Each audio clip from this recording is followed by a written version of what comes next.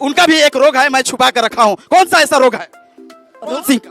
रोग कौन सा? उनका तो एक ही रोग था, उमरिया के रोग है, नजरिया से होला। बाकी कौन रोग है? बाकी कोई रोग ही नहीं है फिर जिंदगी में। झमकावला से हुई? अरे झमकावला से होई।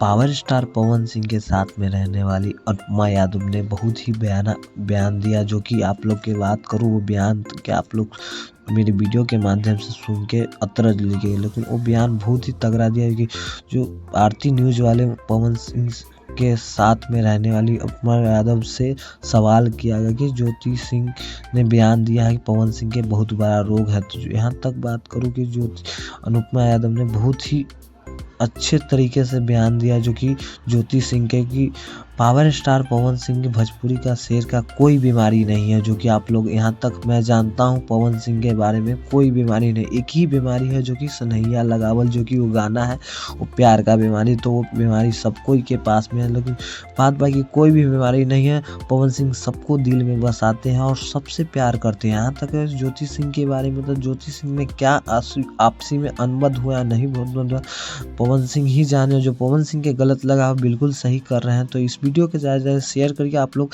पूरी तरह से पहला